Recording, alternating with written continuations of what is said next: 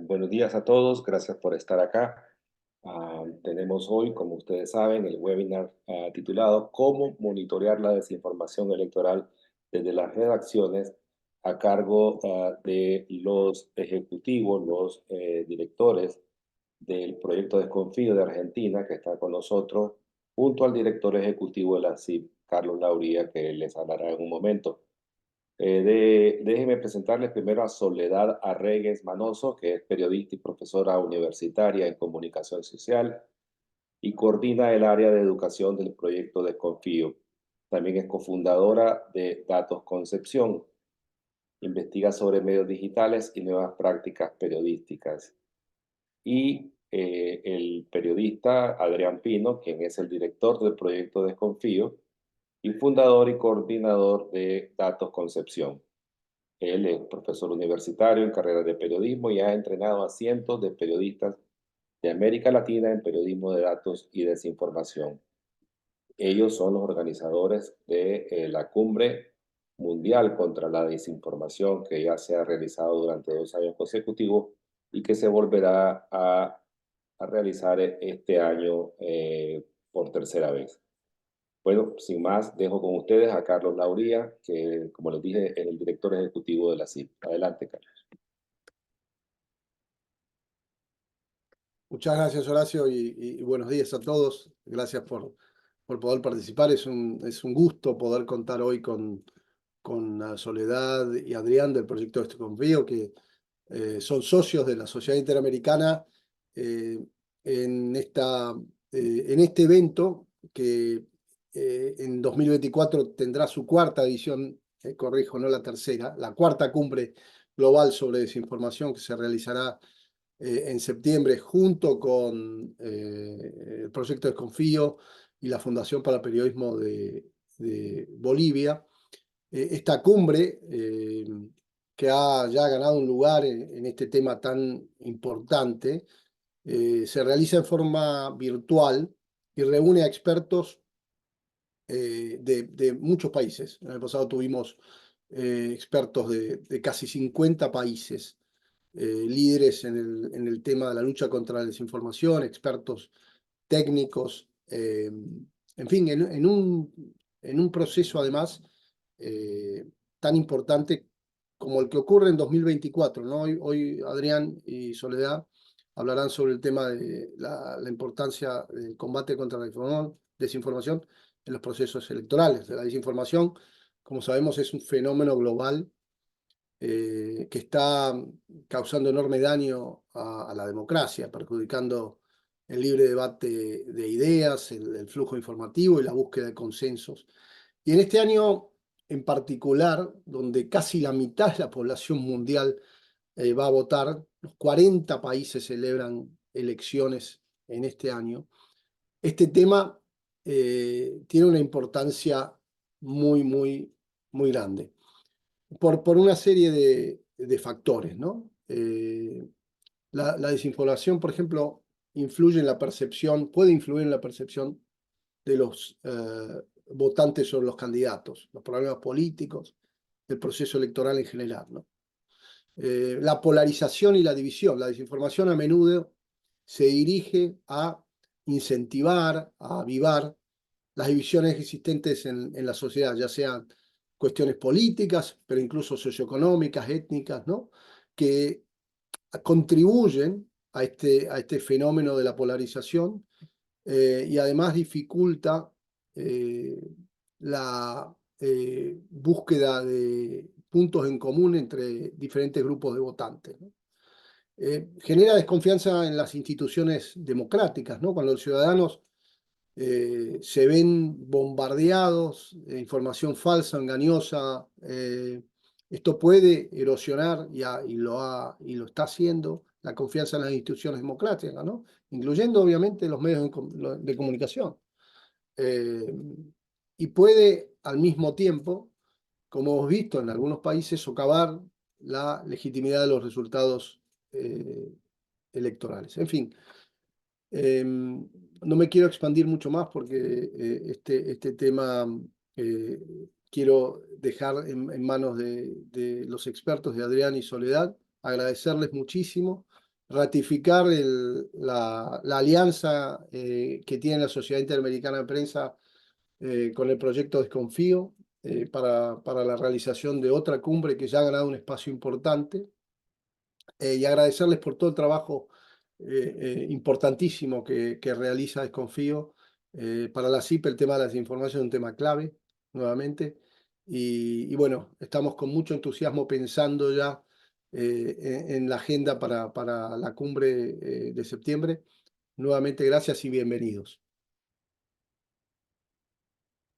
Bueno, muchas gracias, Carlos. Muchas gracias también a Horacio por la bienvenida, por la presentación, por introducirnos un poco en este tema y por supuesto agradecer a todos los que están sumándose, participando, conectados desde distintos países, de distintos continentes, incluso ahí vemos que hay gente desde Europa, así que nos entusiasma mucho poder compartir algunas reflexiones, algunos ejemplos, algunos casos de lo que está ocurriendo con la desinformación electoral en un año que, bien lo decía recién Carlos, es clave, ¿no? Prácticamente la mitad de la población mundial va a estar sujeta a elecciones en este año y por supuesto entre ellos la elección presidencial de Estados Unidos, la elección en México, hay elecciones muy importantes también para la región de América Latina y eso es parte de lo que vamos a estar tratando de entender cómo funciona la dinámica de la desinformación electoral. Pero antes, con Soledad, queremos contarles un poquito el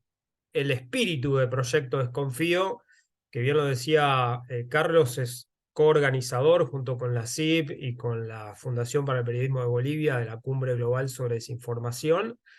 Porque lo que hacemos en Proyecto Desconfío es un poco lo que están viendo ahí en pantalla, ¿no? Nos gusta, por un lado, investigar, pero también identificar y analizar cómo se propaga la desinformación en la región y cómo se generan esas corrientes de opinión, de desinformación, de información engañosa, que de alguna manera tristemente tienen un hilo conductor y tienen detrás agencias que van desde intereses políticos hasta intereses empresarios y por supuesto algunos intereses más espurios en algunas ocasiones que están detrás de las campañas de desinformación. Y por eso parte de que lo que nos gusta hacer en Proyecto Desconfío esencialmente es entrenar a periodistas y a líderes de proyectos en este tipo de herramientas y de técnicas que hay que actualizar de manera permanente porque el fenómeno cambia con mucha rapidez para que estemos muy, muy atentos a la dinámica de la desinformación y podamos tratar de entender de alguna forma cómo combatirla de las maneras más efectivas, ¿no? La cumbre tiene ese sentido, reunir durante 2 días a expertos de todo el mundo que nos cuentan y comparten las formas en las que han aprendido a combatir la desinformación en los distintos países, y eso es muy nutritivo, es muy interesante para que uno pueda aprender. Por otro lado, cosa que nos gusta hacer de manera frecuente y que realmente nos entusiasma es trabajar con mentorías y procesos de consultoría para que los medios de comunicación de América Latina refuercen sus equipos vinculados con unidades de desinformación y de fact-checking. Hay un campo todavía que no se ha concretado en las redacciones de América Latina que no tienen unidades especializadas en desinformación. Entonces, cada periodista es un poco el que tiene que llevar las riendas de su propio proceso de verificación, no siempre con el tiempo, ni con las técnicas, ni con las herramientas necesarias.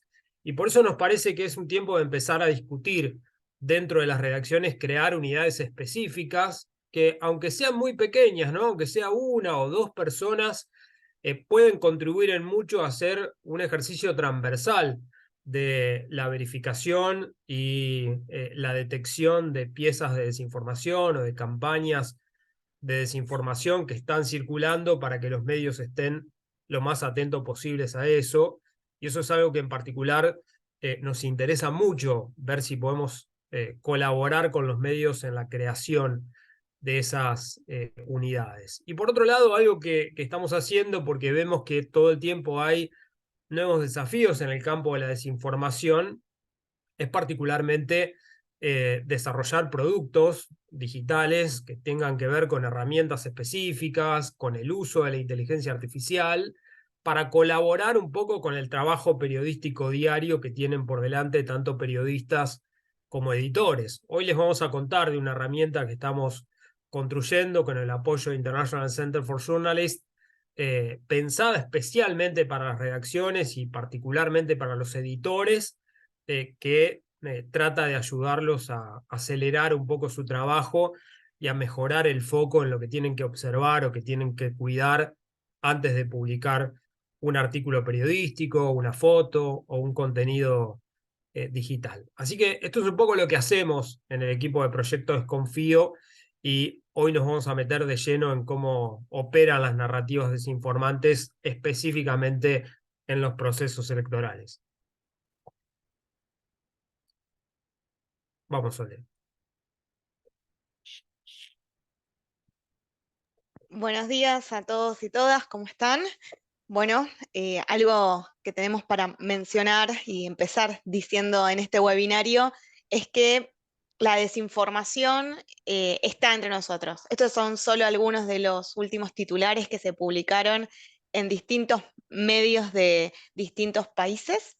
Y vemos cómo existe la preocupación y hay una alarma por la creciente proliferación de las noticias falsas, que después vamos a entrar a discutir cómo es el término correcto, y de estas campañas, estas narrativas desinformantes que son justamente lo que nos convoca un poco en este webinario. Tratar de entender primero, sobre todo, que estamos hablando de un peligro que se ha vuelto muy real. No es solo una cuestión discursiva o un tema que atañe solo a los medios, sino que hoy la desinformación es considerada el segundo riesgo global de este año, después de cambio climático, según el informe del World Economic Forum. Ya incluso lo había dicho el informe de Noticias Digitales 2023 del Reuters Institute de la Universidad de Oxford, donde hallaba que más de la mitad de los encuestados tenía esta preocupación por poder distinguir qué es verdadero y qué es falso.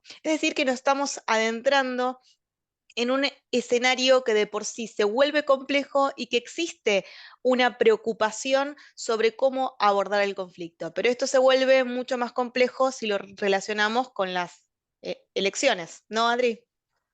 Sí, exactamente, lo decía un poco Carlos en la introducción, va a haber elecciones en más de 40 países, son en total más de 50 elecciones porque también la Unión Europea renueva parte de su parlamento, porque hay elecciones parlamentarias en otros tantos países, y eso marca un poco que la desinformación electoral hoy sea uno de los focos principales de atención y de interés de las campañas que tratan de poner freno a la desinformación en el entorno digital.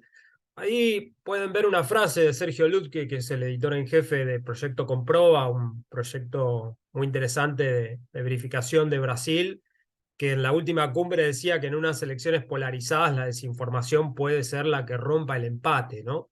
A ese nivel llegamos con la preocupación en torno del impacto que puede tener las campañas de desinformación en los contextos electorales, porque claramente hay escenarios cada vez más polarizados en nuestras democracias de América Latina, sobre todo, ¿no? Donde se ven estos escenarios dicotómicos, y claramente quien tenga mayor poder para instalar ideas, que pueda hacer microtargeting, que pueda orientar mensajes falsos o engañosos a públicos específicos, claramente va a tomar ventaja en este tipo de escenarios, ¿no? Por eso es muy importante estar lo más preparado posible desde los medios, que son un actor central en la lucha contra la desinformación. Ahí lo decía este reporte, ¿no?, que acaba de publicar Ipsos para un estudio que hizo UNESCO, donde efectivamente de 16 países,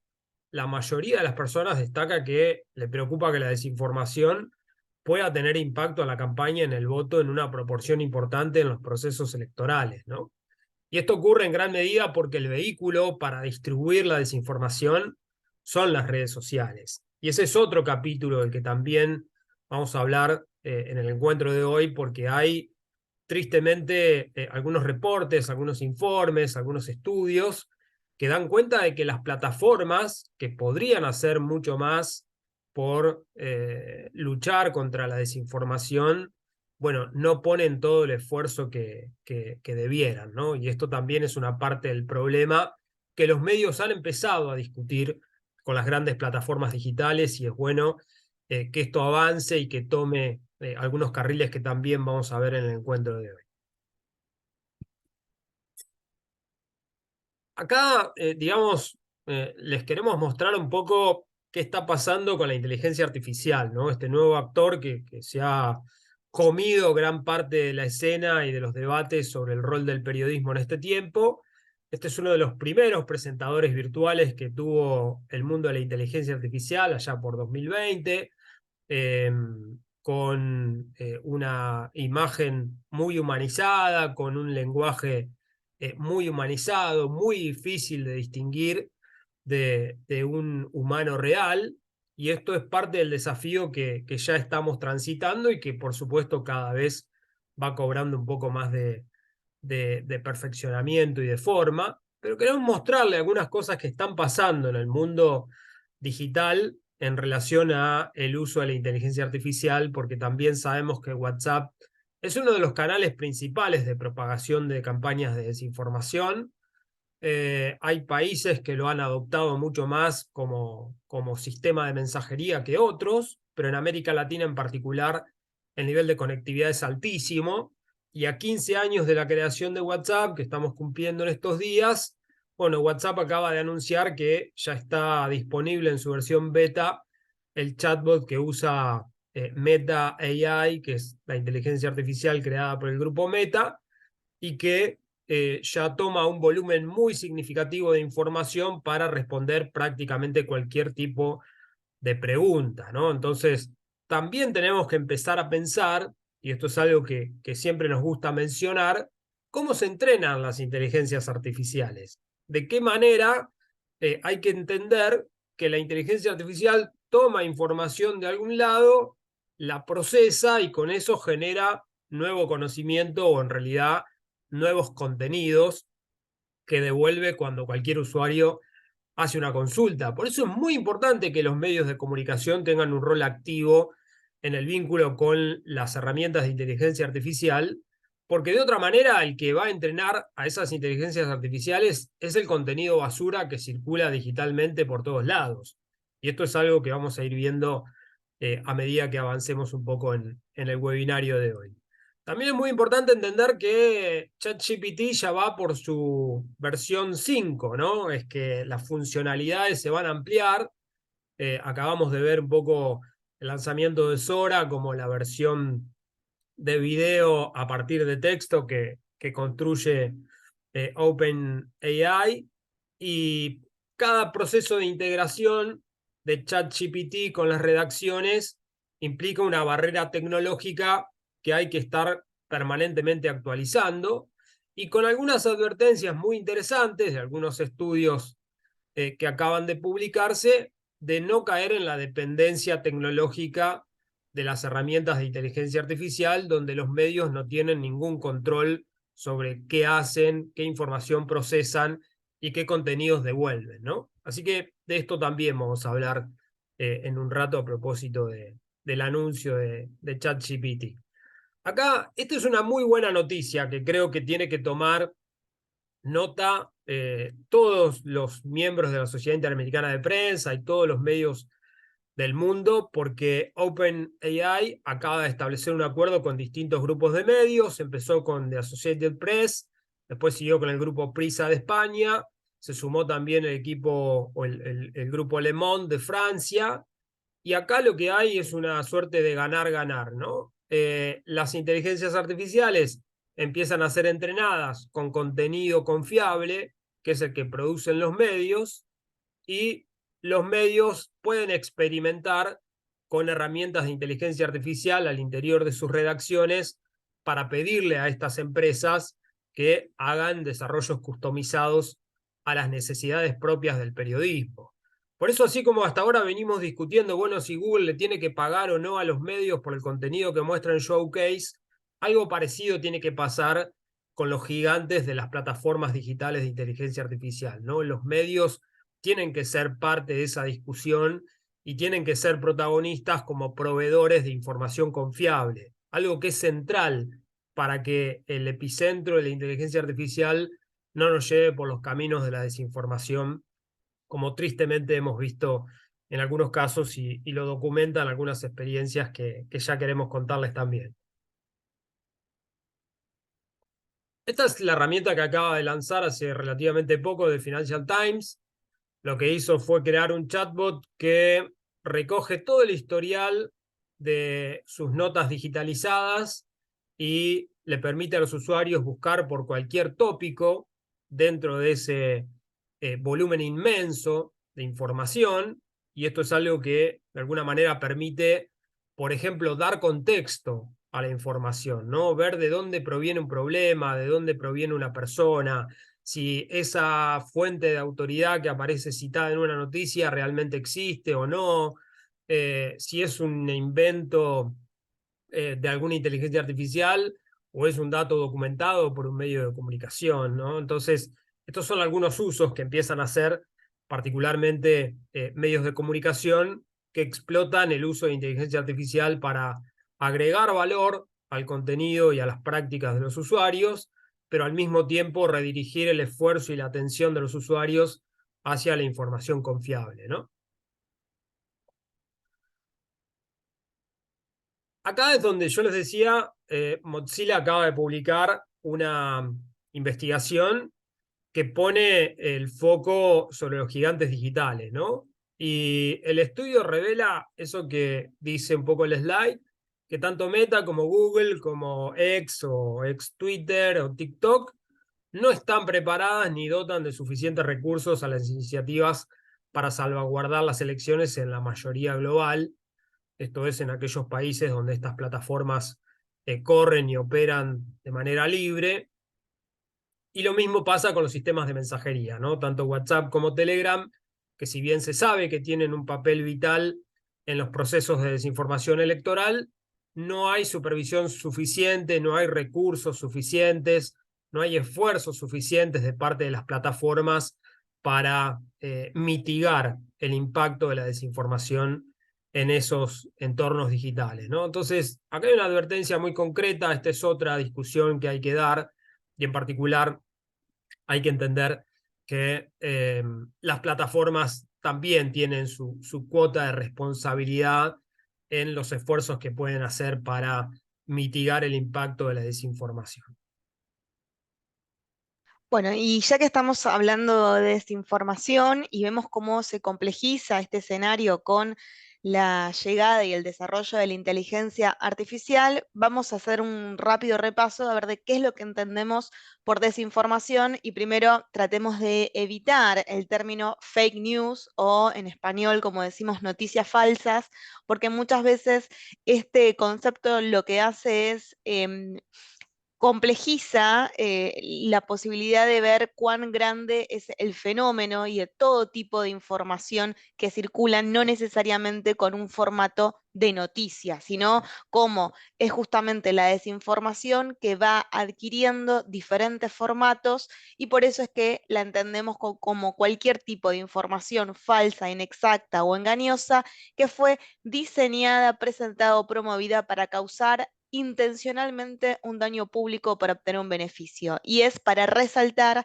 el hecho que para nosotros, tomando la definición del informe del grupo de expertos de la Comisión Europea, la desinformación la vinculamos con una intencionalidad detrás de causar ese daño. Entendemos que muchas veces se cometen errores y que por lo tanto también es preciso que entendamos que en ese caso estamos hablando de misinformación y no necesariamente de la desinformación donde está esta intencionalidad. Es así que tomando el marco teórico que nos dan los autores Claire Wardle, muy conocida por su desarrollo en First Draft, una de las primeras plataformas que se ha dedicado una coalición mejor dicho, a estudiar el fenómeno de la desinformación y en poder generar distintas herramientas de entrenamiento para periodistas y así como también para la sociedad civil contra este fenómeno, junto a Derek Chan han desarrollado este esquema en el que nos invitan y nos proponen entender entonces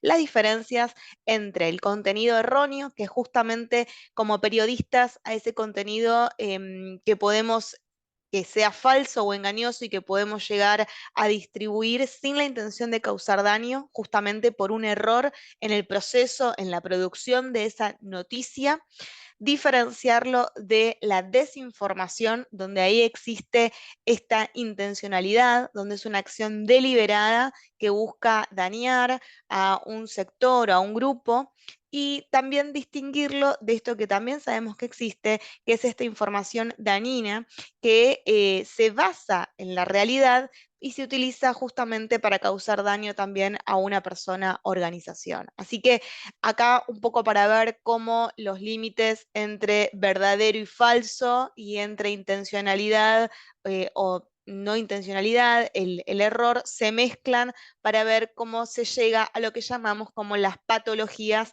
de la información. Así que el verdadero concepto, un poco retomando también como dicen en el chat, es nosotros vamos a hablar de desinformación.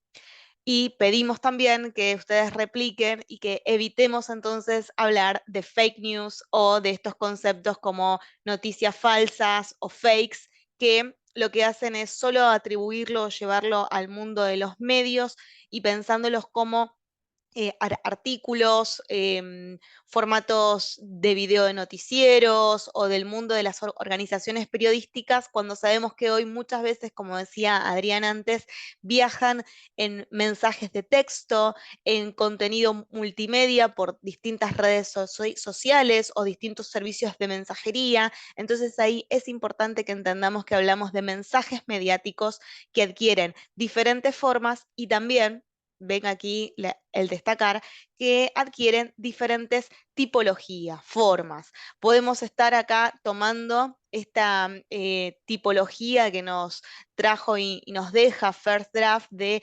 misinformación y desinformación desde un contenido bajo, podemos decir de engaño, a un contenido mayor, cómo pasamos por diferentes tipos de piezas. Podemos estar hablando de una sátira a una parodia, lo que hoy incluso vemos que circula muchas veces como memes, que quienes crean o desarrollan este tipo de contenido quizás no necesariamente tienen la intención de causar daño, quieren hacer un chiste, una broma, pero ¿qué es lo que pasa cuando el chiste no se entiende? Cuando falta información de contexto, cuando no hay un contexto informativo, ese chiste se puede llegar a interpretar como realidad.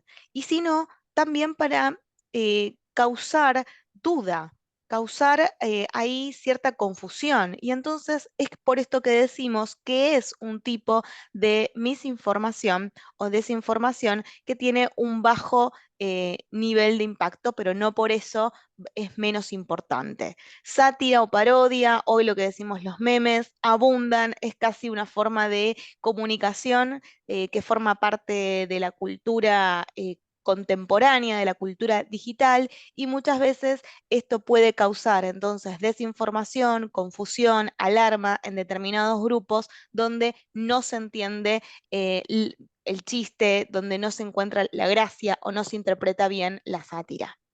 Diferente es que también podemos encontrar elementos que brindan una conexión falsa. Y esto lo vemos cuando son aquellos titulares o las imágenes o incluso los epígrafes, los videograph, que se brindan y se presentan como imágenes, como captions, que no respaldan el contenido que después brinda ese artículo o ese desarrollo, esa pieza de producción. Entonces, acá esto lo que muchas veces y lamentablemente se ha utilizado como una estrategia de clickbaiting, ¿no? De poder generar o atraer mayor tráfico para determinados sitios. Muchas veces estos titulares poseen anzuelos, componentes que buscan llamar la atención de los usuarios para hacer que ingresen a un contenido y que después ese contenido nos habla de otra cosa. Así como se ha utilizado y es una mala práctica para generar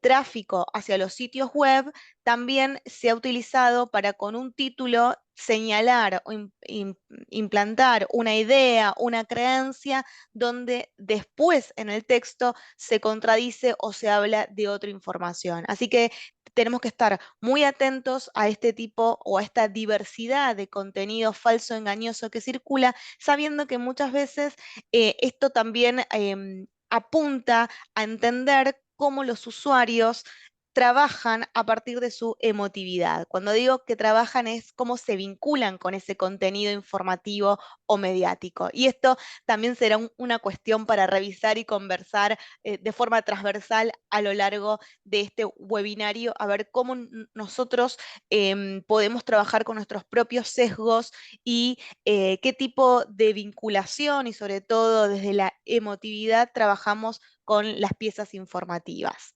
Otro tipo es el contenido engañoso, donde ahí se utiliza de forma engañosa, y cuando decimos que existe se comienza a tergiversar la información para incriminar a alguien o algo, también acá ojo con lo que existe este sesgo como el salto a las conclusiones, ¿no? De poder dar algunos datos y que se llegue de forma directa a una interpretación.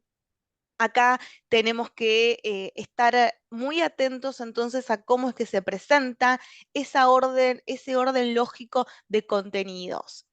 Algo que abunda muchísimo y es casi, podríamos decir, una de las tipologías más frecuentes es la de contexto falso, es decir, cuando circulan piezas mediáticas que son genuinas, pero que están descontextualizadas. Y esto puede ser descontextualizado en cuanto a tiempo o en cuanto a geografía.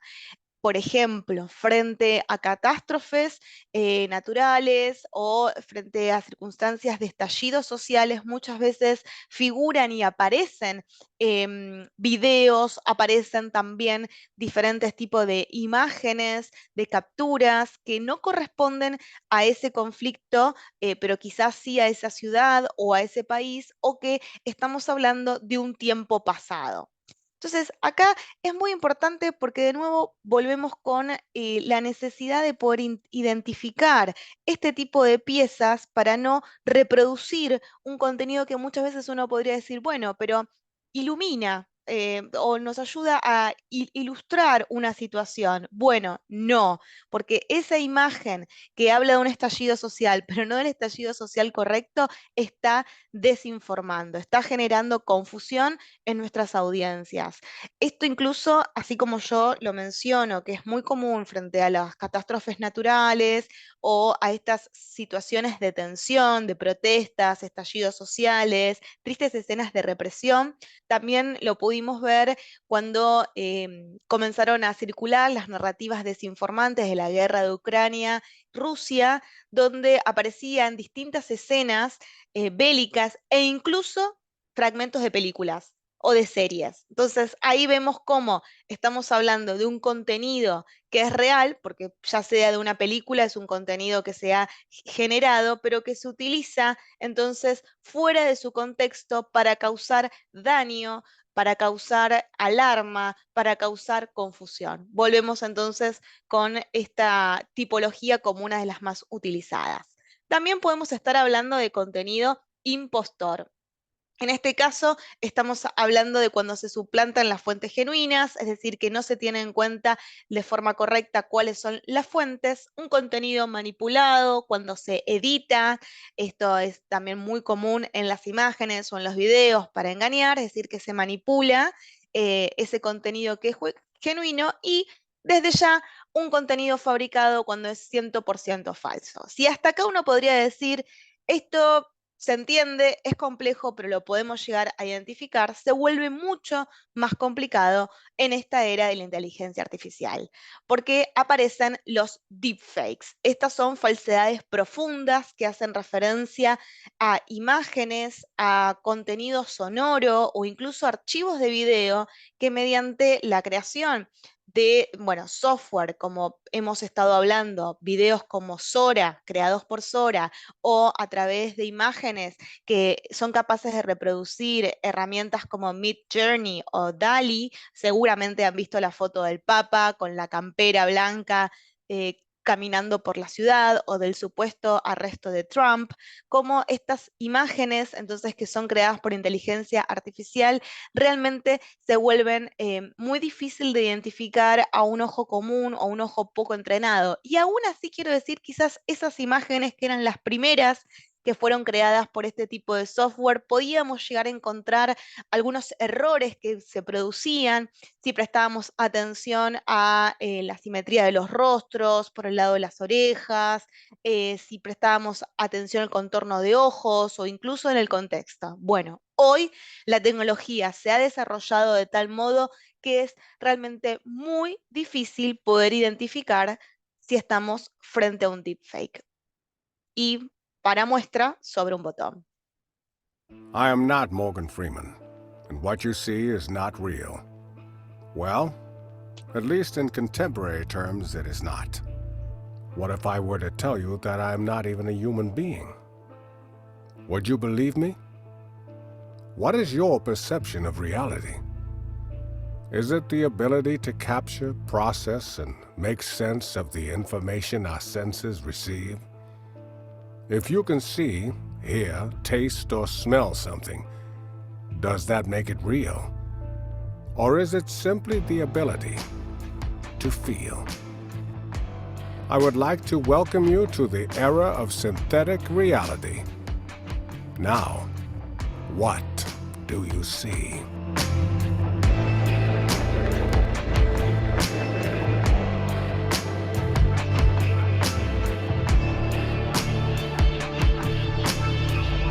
I am not Morgan Freeman.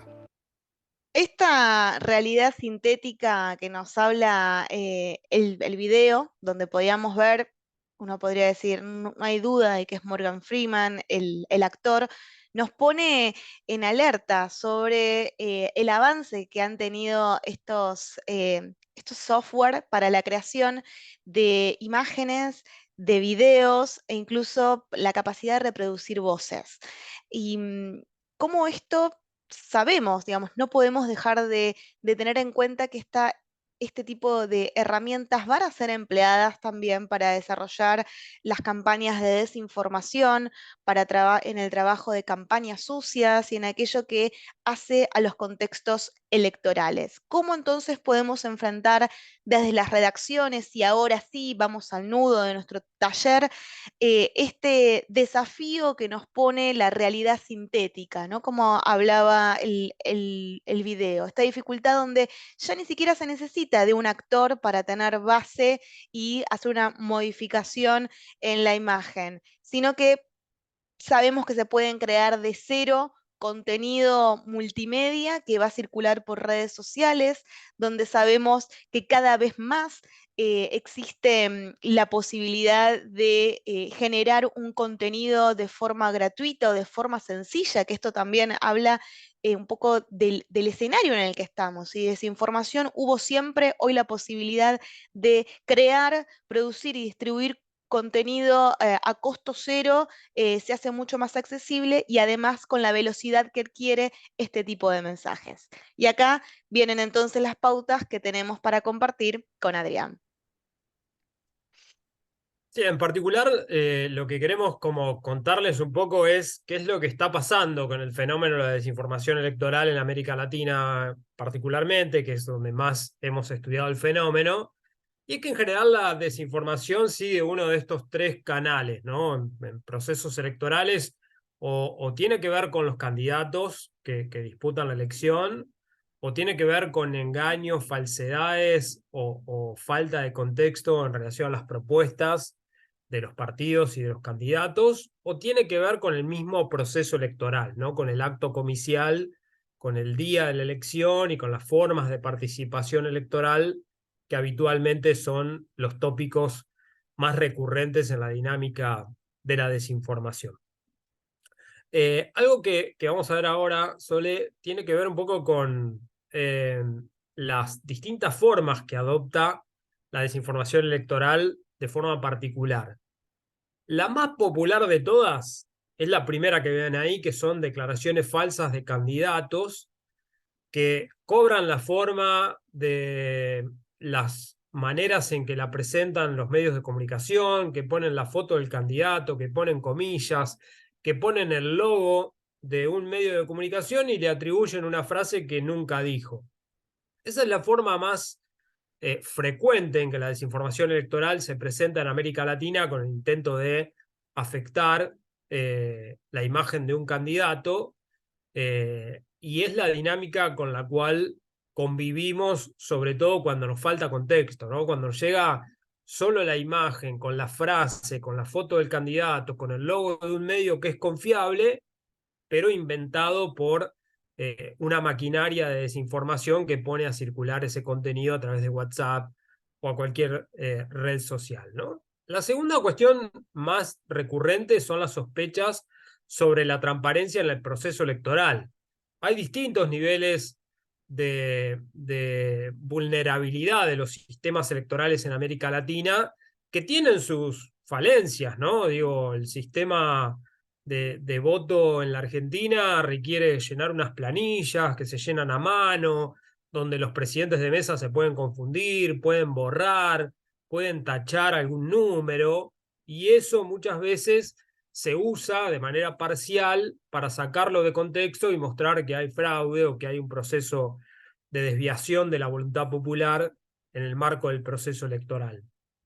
Por eso se habla de fraude organizado como una narrativa muy recurrente en la historia reciente de América Latina, cuando el partido que va perdiendo, o el sector que va perdiendo, o el sector que no quiere dejar el poder, ve que los resultados van en otro sentido. Bueno, intentan instalar estas ideas de que hay un fraude organizado detrás del proceso electoral, y por supuesto que el periodismo tiene que estar muy atento a entender si es realmente algo que tenga alguna dosis de credibilidad, o si estamos delante de un intento por instalar una retórica, una narrativa que ponga en duda el triunfo de un candidato o de un sector político, ¿no?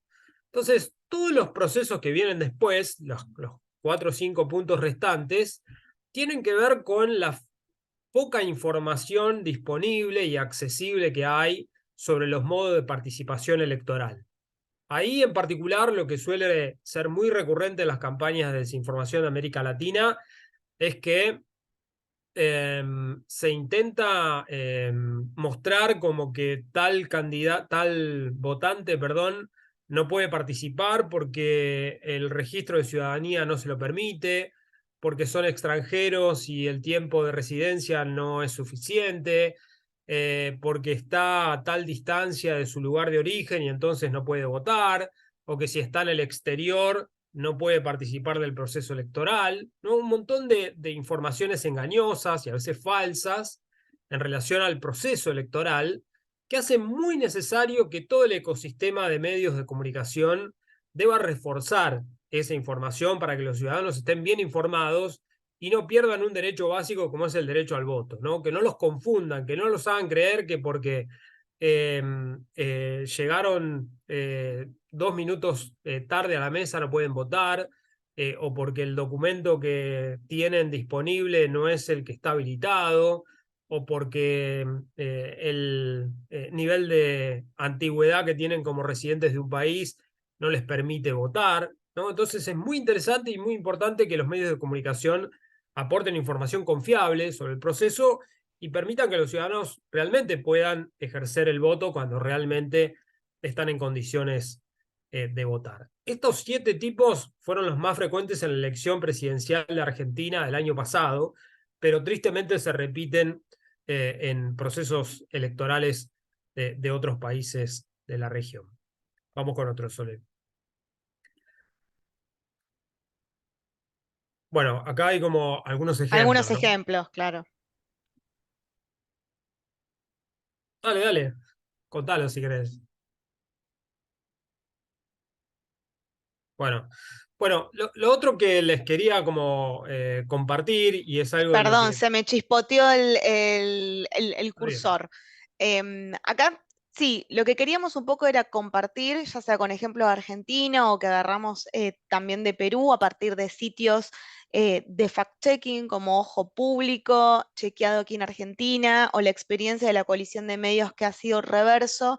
Es un poco que vean cómo esta tipología se ve reflejada, ya sea por fotografías donde están modificados los telegramas, por ejemplo, del acta electoral, también de las denuncias de fraude por fotos manipuladas donde se ven las urnas abiertas, por ejemplo, con las cintas rotas, que esto confirmaría el fraude, bueno, ha sido falso, o hasta boletas falsas, afiches de promoción de candidatos inexistentes, ¿no? Bueno, esto nos habla de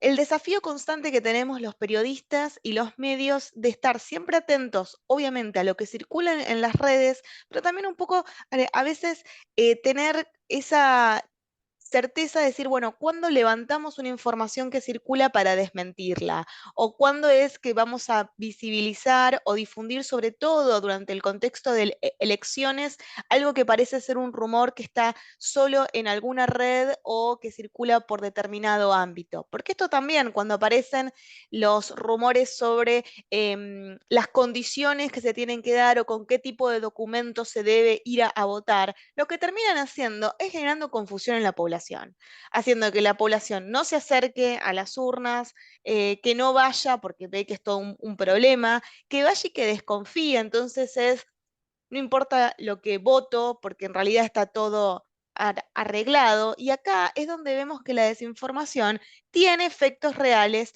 en nuestra vida. Es decir, vemos cómo se comienza a socavar, se comienza a erosionar la credibilidad de las instituciones y esto daña y lastima a nuestra democracia. Un ciudadana que no puede acceder a información confiable no puede tomar buenas decisiones. En lo que respecta a su ideología o la participación política que tenga, no va a tener todo el conjunto de datos para poder tomar una decisión informada y consciente.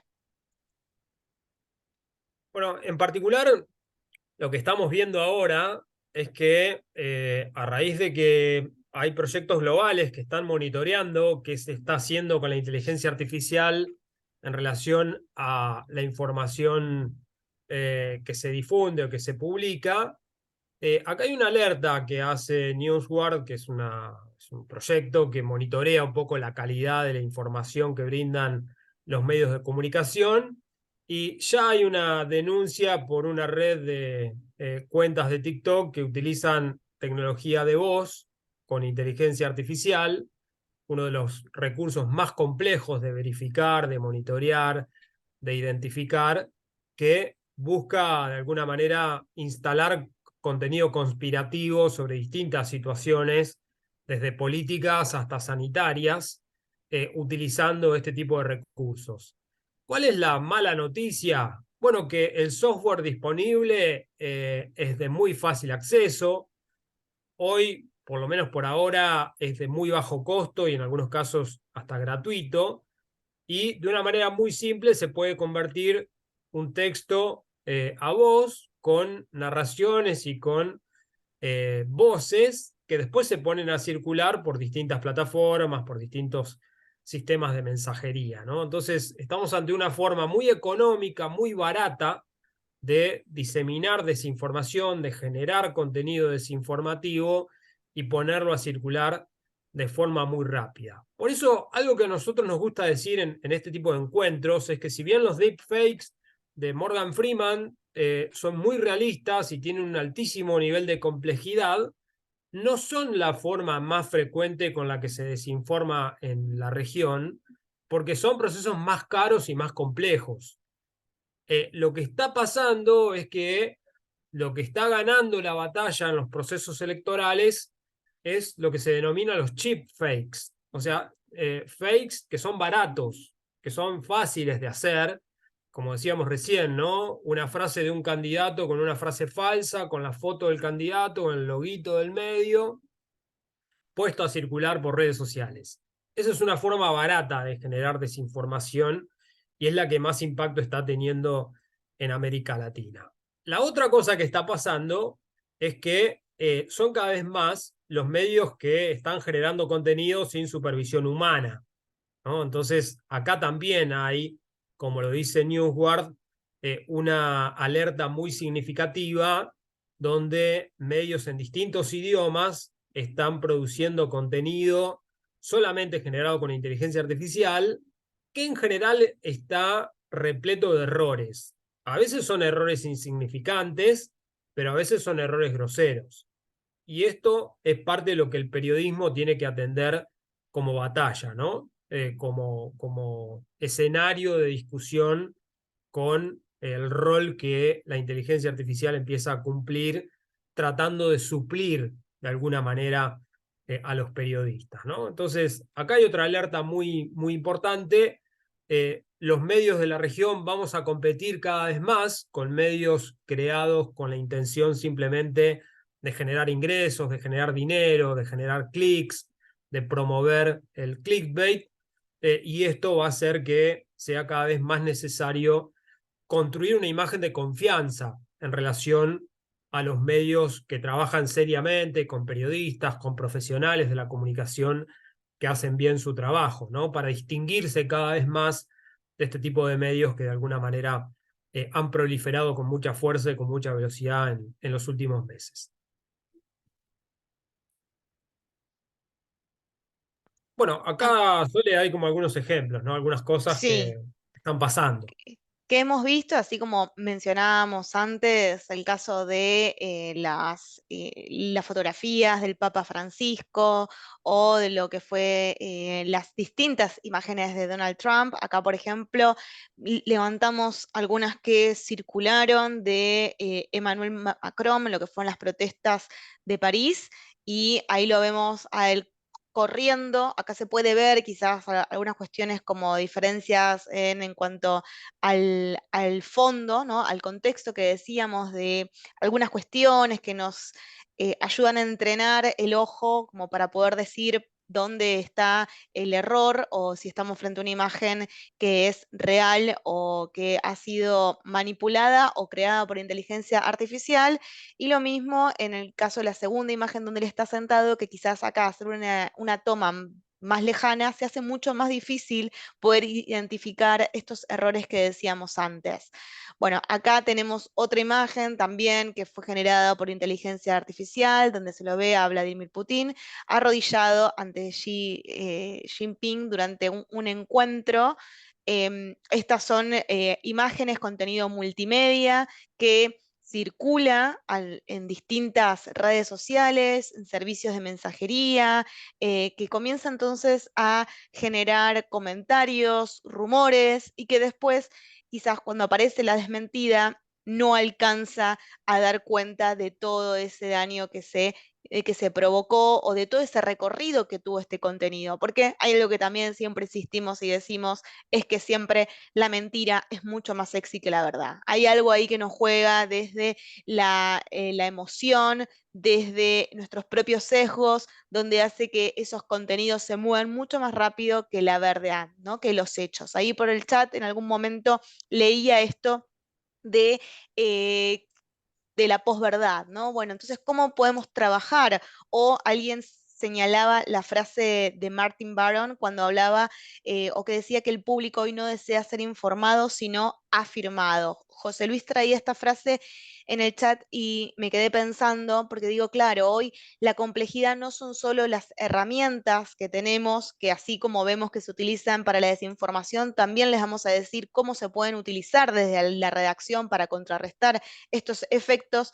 También es que estamos trabajando en un mundo de medios donde aparece la posverdad, donde sabemos que existe la evasión de noticias, donde las audiencias jóvenes hoy confían más en influencers o en celebrities que en periodistas, y es en medio de todo esto que tenemos que trabajar y que tenemos que reforzar nuestro compromiso, no solo por generar noticias de calidad, y ahí es donde trabajamos fuertemente en indicadores que provean de credibilidad a nuestros artículos para volver a tender puentes, a generar este engagement que decimos con nuestras audiencias, que confíen en nuestro contenido. Porque si estas imágenes son difíciles de identificar, aún es más este tipo de videos que son, por ejemplo, los que se crean con Sora, frente a un prompt donde se le pedía que cree a una mujer caminando. Acá también se ve otro prompt donde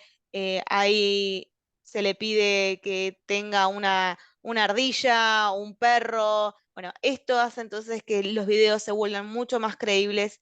¿Y qué hacemos? Bueno, ahí tenemos soluciones, tenemos estrategias, porque las máquinas podrán hacer muchas cosas, pero no son humanos. Las máquinas, los software están desarrollados por humanos y nosotros entendemos que cuanto hacemos más y mejor periodismo es que tenemos que reforzar nuestras skills periodísticas. Frente a una imagen de la duda, no podemos tan solo pasar o confiar en lo que nos diga una herramienta, sino que ahí es donde tenemos que apuntar y trabajar mucho más en nuestras estrategias periodísticas. Acá, no sé, Adri, si querés contar del experimento Sí, la o verdad es que, pasamos. digamos, lo que tratábamos de hacer era mostrar con ejemplos muy prácticos qué es lo que hoy todavía la inteligencia artificial en la generación de video no puede resolver de forma total, ¿no? Entonces, lo que hicimos fue, apenas se lanzó Sora de OpenAI, le preguntamos a ChatGPT en su versión gratuita, sin entrenar ni nada que se le parezca, bueno, que nos cuente cuál era la diferencia entre un video real y un video generado por Sora, y nos dio 7 características, que las vamos a repasar muy rápido, pero que hacen un poco a la idea de que la propia herramienta sirve para entender cuáles son sus déficits, cuáles son sus falencias, cuáles son sus problemas, ¿no? Los movimientos poco naturales. La más frecuente es la iluminación inconsistente. Van a haber errores en las sombras, van a haber problemas en la proyección de las luces, en el lugar por donde proviene la luz. Bueno, eso es un poco una constante. El detalle, cuando hay objetos complejos que requieren mucho nivel de detalle, todavía la inteligencia artificial no los puede recrear de manera completa. Por supuesto, la falta de coherencia temporal es algo que suele aparecer porque se mezclan imágenes del pasado con el presente y hay falta de contexto o discontinuidad temporal en algunas combinaciones que se dan, en algunas creaciones que tienen que ver con herramientas de inteligencia artificial en la generación de videos, pero eso es un poco lo que queremos como insistirles, como decía Soledad. La capa humana todavía tiene la capacidad de analizar con un sentido crítico toda esa información para que podamos contribuir en algo a la lucha contra la desinformación. Y acá hay como una serie de consejos útiles que queremos compartir con ustedes para ver qué pueden hacer específicamente los medios de comunicación, las redacciones, los periodistas, para dar batalla contra las campañas desinformativas. Voy con los primeros 3. Como les dije antes, mejoren sus skills para detectar desinformación. ¿Qué es esto? Entrenarse. Estrategias, metodologías, herramientas digitales contra la desinformación, pero sobre todo entrenarse en la pregunta. Una herramienta va a poder serles útil en tanto y cuanto ustedes tengan en claro cuál es la pregunta, cuál es el dato, qué es aquello que quieren verificar o que necesitan dar cuenta de. Así que, qué mejor que volver a nuestras cualidades, a las características, a las reglas de oro del periodismo. Y si no podemos, si vemos que la herramienta no alcanza porque debemos de por sí tenerlo en claro, ninguna herramienta es infalible, es que ahí tenemos que entonces volver al llamado, levantar el teléfono, construir, como digo, siempre una red de fuentes confiables y seguras, una red de fuentes alternativas que nos ayuden entonces a hacer un buen reporteo. Esto es mejorar las skills. Segundo consejo, creen unidades especializadas en desinformación dentro de las redacciones. Entre ustedes, compañeros y compañeras de redacción, seguramente hay quienes tienen mayor habilidad para el periodismo de investigación, hay quienes les da mejor el desarrollo o el trabajo con herramientas que se sientan, que buscan tutoriales, que les gusta trabajar con sistemas, hay quienes les gusta el trabajo de reporteo, Bueno, ahí entonces es que tienen que volver al apoyo a trabajar a la redacción, ¿sí? Es decir, entre ustedes, no necesariamente buscando equipos externos o un equipo que solo se cree para las elecciones, solo se creen, como vimos tantos en el marco de la pandemia, sino que puedan ir generando dentro de sus propios medios pequeñas áreas, pequeños espacios especializados en estas temáticas. Tercer punto, brinden siempre información electoral que sean confiable. Y para esto, como les contaba antes, la experiencia aquí en Argentina de lo que ha sido Reverso, una red de medios y de sitios de fact-checking que permitía poder verificar contenidos en el marco de las elecciones, lo que fue también la experiencia de LATAM Chequea, con distintas organizaciones y medios de fact-checking de toda Latinoamérica para contrarrestar la mis y desinformación sobre el COVID-19. Esto también nos ha dado aprendizajes. Tomemos estos aprendizajes para saber que podemos trabajar en red y que podemos unir esfuerzos. Algo que mismo está sucediendo aquí en el chat, viendo cuántas cuestiones, cuántos proyectos, cuántas iniciativas se están haciendo en diferentes puntos del globo, es que tenemos que trabajar desde el mundo hispanohablante, vamos a decir así, en generar, en producir estas alianzas, este tipo de plataformas que nos ayuden a dar un mejor contenido a nuestras audiencias. Rapidito porque queremos dejar un tiempito para preguntas y vamos a ir cerrando. Algo que en general hay que hacer de manera recurrente es monitorear las narrativas desinformantes y ahí van a ver que con el tiempo van a empezar a identificar actores, mensajes, tipos de circulación, cuáles son las cuentas que se usan, qué tipo de dinámica digital adoptan las campañas de desinformación. Por eso decimos que recomendamos crear una unidad especializada dentro de la redacción que siga el tema de desinformación en todos los niveles y en todos los temas, porque es la manera de aprender rápido cómo funciona el mundo de la desinformación.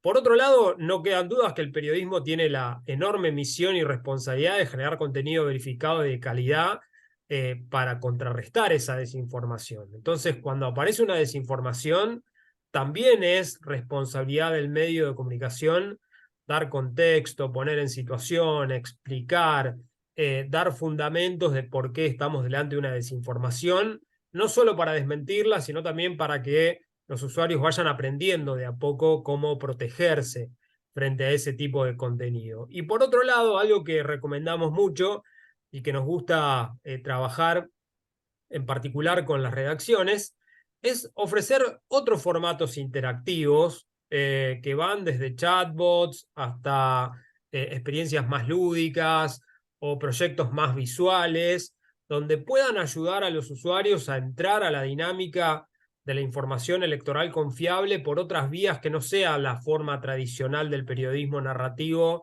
de contar en una nota contexto cómo se va a dar el proceso electoral o quiénes son los candidatos o qué piensa cada uno. Tenemos experiencias muy ricas que hemos desarrollado en otras iniciativas con juegos interactivos, con juegos de preguntas y respuestas, con formatos interactivos para elegir opciones.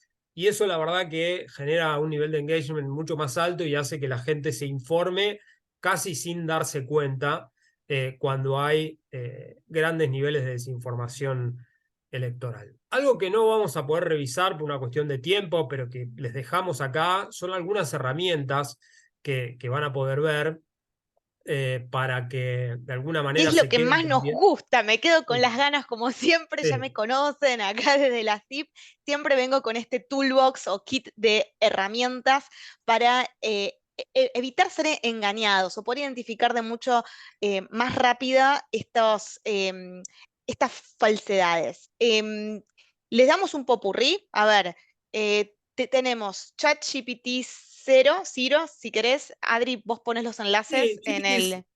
dale. GPT-0 lo único que lo caracteriza es que puede detectar cuando un texto fue creado por una inteligencia artificial. Funciona mucho mejor en inglés que en español. Esto pasa con la mayoría de las herramientas. Bueno, acá hay un video de cómo funciona, se lo podemos dar y lo ven después en sus casas. Sí, Eh, la mala noticia es que mientras se van creando herramientas para detectar un contenido generado por inteligencia artificial, hay otros que generan otras herramientas para que no se detecte, ¿no? Entonces, acaba de lanzarse hace relativamente poco esta herramienta que se llama Bypass, y lo que hace es transformar el texto. Lo que ellos dicen es humanizar el texto y ponerle cierta configuración en el léxico más propia de los humanos, que hace que herramientas como GPT-0 le cueste un poco más detectar cuando un texto fue creado por inteligencia artificial. Funciona muy mal para el español, directamente no funciona, pero es algo que es una cuestión de tiempo, ¿no? Una de mis herramientas favoritas es Google Pinpoint. Esta es una herramienta, bueno, del paquete de productos de Google, donde ustedes pueden generar sus propias carpetas y colecciones de documentos. En general, esto es una herramienta que en las redacciones aparece tan solo para desgrabar audio o para poder hacer la traducción de documentos. Bueno, sepan que tiene un enorme potencial. Esto es una herramienta gratuita, colaborativa, en la que ustedes pueden cargar gran cantidad de documentos, por ejemplo, actas de telegramas, en las cuales podrían cargar denuncias, documentos de la justicia, y a través de los filtros y de aquellas posibilidades que están potenciadas por la inteligencia artificial, hacerles preguntas a esos documentos. Desde ya viene bien la función de la desgrabación, la transcripción de audio o de videos, pero no quedarse tan solo en esa primera instancia, que es como la primera capa de la aplicación, sino justamente esto, donde ustedes puedan, a partir de la información que cargan en esas colecciones, identificar rápidamente personas, organizaciones, sitios, donde pueden, incluso si ustedes cargan imágenes que están bien identificadas con sus nombres, hacer una búsqueda mucho más rápida y sencilla de dónde aparecen determinadas personas que son mencionadas. Por ejemplo, se me ocurren en causas, y ahí ustedes pueden empezar entonces a navegar por un gran caudal de información. Google Pinpoint, entonces se las recomiendo para que la empiecen a incorporar en su tarea diaria. Es una herramienta de inteligencia artificial que viene a potenciar nuestro trabajo. Y como decía antes, esto no sirve si ustedes no tienen buenas preguntas para hacerle al software. Otra herramienta que está siendo cada vez más frecuente en distintas latitudes tiene que ver con monitorear cómo va la brecha de género, ¿no? El Gender Gap Track es esta herramienta que han desarrollado, por ejemplo, para ver qué pasa con el sesgo de género en las noticias de Canadá en particular, ¿no? Esto es algo que también los medios pueden crear, o bien su propia herramienta o adaptar herramientas existentes y empezar a hacer una revisión de cómo reportan, cómo informan, cuántas mujeres escriben, cuántas mujeres son citadas como fuentes, ¿no? Y empezar a trabajar sobre los propios sesgos de las redacciones, que es algo que a nosotros también nos gusta mucho hacer. Vamos con otra. Bien, bueno, Bueno, ahí un poco de lo que le decíamos de nuestro proyecto, así que vamos rápido. sí, rapidito, lo único que le queremos decir, The Trust Editor es el nombre de una herramienta que estamos desarrollando con inteligencia artificial que pretende ayudar a los editores a monitorear un artículo antes de que se publique y ver si tiene algún error, si tiene alguna dificultad, si tiene algún problema de inconsistencia en el contenido, si las normas de estilo no van con el tono del artículo, ¿no? Algunas cosas que va a poder monitorear esta herramienta son entidades, es decir, a quiénes se nombra, a qué organizaciones, a qué personas.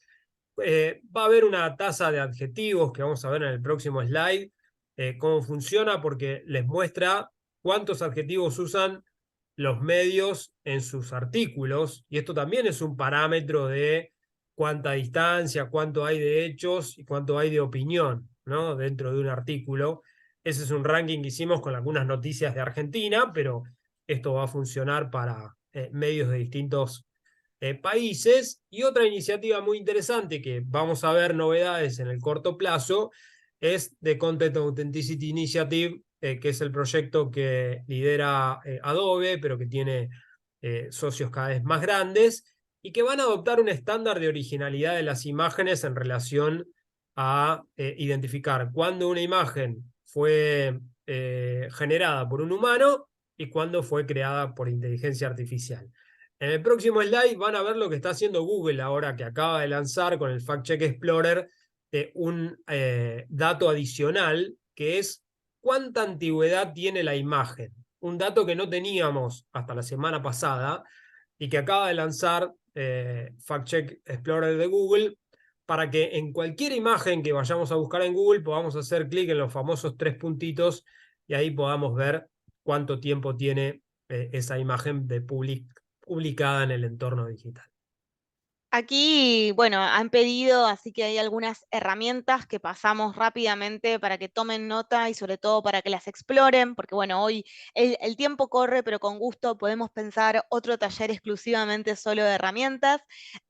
Tenemos desde Gemini, la inteligencia artificial de Google, el Fact Check Explorer, como decíamos, que en realidad son Fact Check Tools. Hay más herramientas, no solo este de el buscador de contenido chequeado. También tenemos estas tres, Perplexity, ASPI y Sensitive AI, que nos ayudan a verificar lo que es imágenes, videos, audios en referencia a la modificación que se puede hacer de este tipo de contenidos. Tomen nota, saquen foto, aprovechen entonces para explorar y llevarse nuevas herramientas a su trabajo cotidiano. Aquí compartimos también lo que ha sido desinformación al descubierto. Aprovechen para escanear 321 para llevarse su guía gratuita y antes que se vayan, tenemos para compartirles también porque queremos saber de ustedes y sobre todo de cómo están pensando ya hoy el poder tender puentes. Bueno, tenemos una encuesta que queremos compartirle. No sé si Adri tenés ahí paso, aquí. Ahí les paso el código de nuevo. Ahí va. Ahí comparto el código, como están pidiendo. Perfecto, pero no quería dejar de pedirles que por favor contesten, respondan esa encuesta. Va a llevar no más de 5 minutos, que justamente tiene que ver con poder saber cuáles son sus intereses, qué acciones vienen realizando contra la desinformación y desde ya, si tienen ganas de poder ir pensando y creando entre todos y todas una red que pueda combatir o ir hacia justamente un escenario sin desinformación. Acá pueden escanear el código nuevamente. Esto es una guía que hemos desarrollado junto a Fundación Gabo a partir de las ponencias y los talleres que se han dado en la Cumbre Global sobre Desinformación 2023. Desinformación al descubierto, aprendizajes, retos y recomendaciones. Tienen mucho contenido, hay incluso un destacado que es sobre desinformación electoral, ya que democracia es uno de los ejes que siempre toca nuestra cumbre global. También dejarles la invitación para que participen y estén en nuestra cumbre global sobre desinformación, que va a ser en septiembre de 2024. Pueden conocer más información en www.cumbredesinformación.com. Cuarta cumbre, entonces, septiembre 2024. Pronto daremos mayores novedades sobre este tema. Por último, porque sabemos que siempre buscan herramientas, aprovecharles para que se lleven el SPG Toolbox que fue presentado por la Sociedad de Profesionales Periodistas, donde ahí tienen, es un gran directorio donde van a encontrar enlaces a diferentes guías, dashboards, distintos espacios donde pueden encontrar herramientas desde dónde puedo identificar el tráfico marino, el avión desde dónde salió, hasta cómo puedo buscar herramientas. Por ahí escuchaba de redes sociales o que hagan la escucha social. Bueno, seguramente aquí en Toolbox van a poder encontrar herramientas sobre todo aquello que quisieran saber. Rapidito y al pie, entonces, ahora sí les agradecemos este espacio, les compartimos nuestras redes sociales para que nos sigan, para que nos acompañen.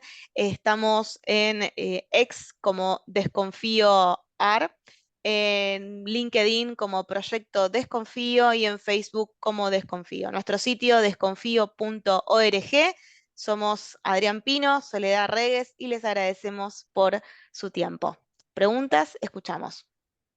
Sí, nos quedamos un ratito para si alguien tiene preguntas o quieren volver a compartir alguna pregunta que hayan hecho, nos gustaría por lo menos responder algunas cortito y por supuesto dejar, como decía Sole, todos los datos de contacto para seguir la conversación, para tejer alianzas, para trabajar en conjunto, para aportar en lo que podamos al trabajo que viene haciendo cada uno de ustedes. Vimos que hay un montón de observatorios, de proyectos de fact-checking, de proyectos con alumnos, de periodismo que suenan súper interesantes, así que cualquier colaboración que consideren también siempre nos gusta aportar a ese tipo de iniciativas que fortalecen un poco la mirada crítica y ayudan a que haya más actores atentos a la dinámica de la desinformación.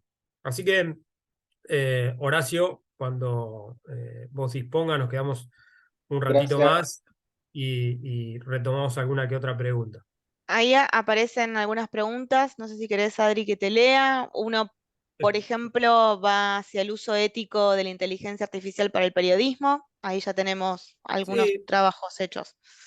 tal cual. En particular, en relación al componente ético del uso de la inteligencia artificial en el periodismo, hay 2 o 3 puntos claves que son fundamentales para ir como tomando en cuenta. En primer lugar, hay una discusión global sobre este tema, entonces ya hay documentos generados en relación a cómo debe usar el periodismo la inteligencia artificial, que son guías muy interesantes para seguir y para tomar nota. Pero, por ejemplo, distinguir cuando un artículo tiene o una parte o todo el componente desarrollado con inteligencia artificial, ¿no? Si uno le dice a ChatGPT, escribir un artículo sobre tal cosa y lo publica casi textual, bueno, eso hay que aclararlo, hay que ponerlo de manera expresa y decir, este contenido fue generado por una inteligencia artificial generativa que escribió este artículo, ¿no? Entonces, esas señales del componente ético que están siempre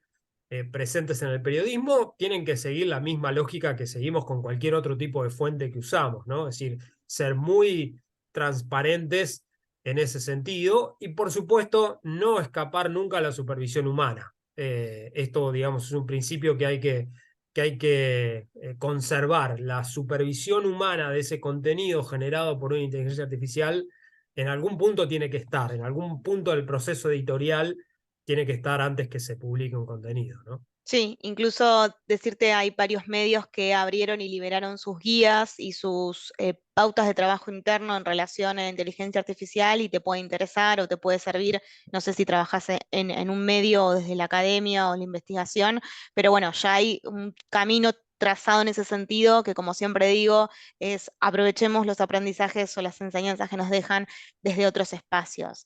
Aquí también preguntan, ¿cuáles creen que son los retos de los verificadores? Bueno, en particular el fact-checking tiene una serie de retos por delante que tienen que ver, por un lado, con un altísimo grado de actualización en el uso de herramientas y técnicas, porque la desinformación muta con mucha velocidad y adopta estrategias distintas según el momento, ¿no? Entonces, acá hay un reto en particular que es más entrenamiento, más capacitación para los fact-checkers. Por otro lado, en el uso de herramientas de inteligencia artificial es un mundo que no van a poder obviar, van a tener que zambullirse de lleno al uso de herramientas de inteligencia artificial para monitorear contenido creado por inteligencia artificial y entender un poco la reversibilidad de la tecnología, ¿no? Ver cómo identificar una falla, un dato, un elemento que pueda abrir un hilo de desconfianza hacia ese tipo de contenido. Y en particular un reto que a nosotros nos gusta mucho aportar, conversar y trabajar en conjunto con los proyectos de fact-checking es mejorar enormemente sus dinámicas de distribución de contenido verificado.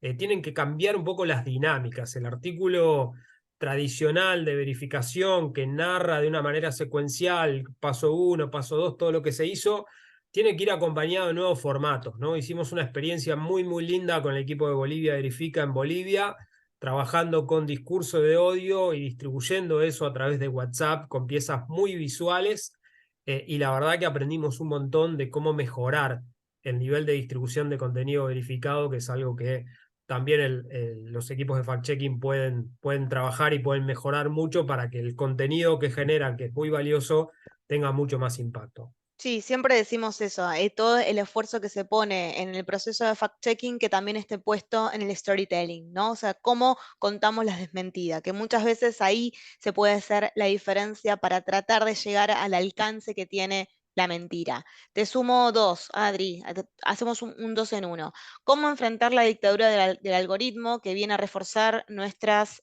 fobias, filias y esto un poco en relación en cómo los comunicólogos de las redes sociales hacen prompt donde inducen a los internautas a seguir tendencias creadas por inteligencia artificial, cómo desestimar estas tendencias sin caer en temas de controversia?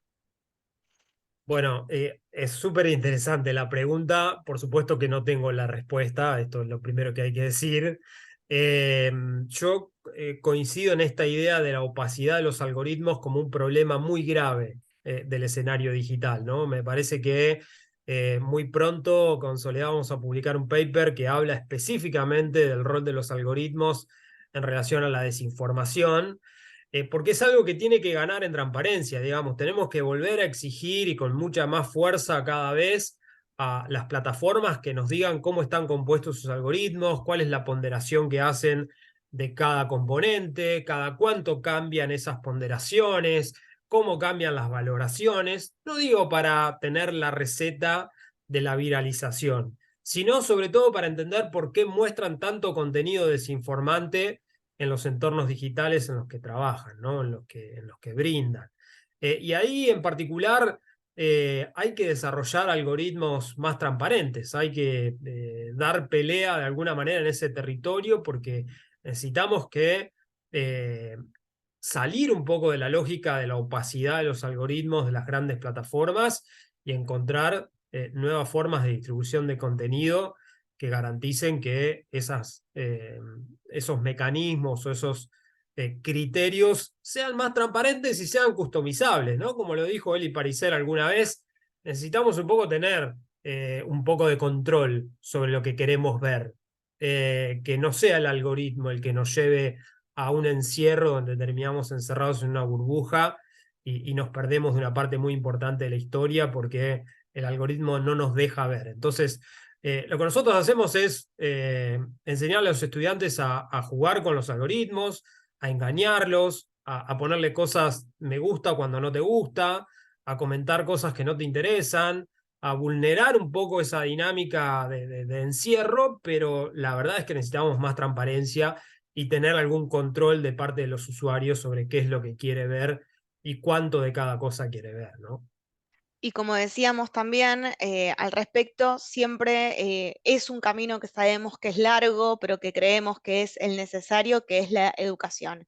Así como tenemos experiencias de trabajo con los estudiantes, donde les proponemos que piensen y tengan una mirada crítica hacia los medios, hacia las plataformas, es también un modo que tenemos de poner semilla para poder sembrar y tener ciudadanos que sean activos, responsables y críticos. Es decir, tenemos que atacar a este fenómeno de las diferentes dimensiones, diferentes niveles y también tener en claro que cualquier actor de la vida social puede aportar para combatir este fenómeno. Desde ya los medios con los proyectos que dijimos, con las estrategias de fact-checking, pero también los medios siendo mucho más transparentes con sus formas de trabajo, hacen que también las personas confíen más en nuestras producciones. Em, eh, dice asistente anónimo. Muchas gracias por esta excelente presentación. Me gustaría preguntar cómo consideran el bloqueo entre cuentas en redes para evitar la desinformación. Gracias.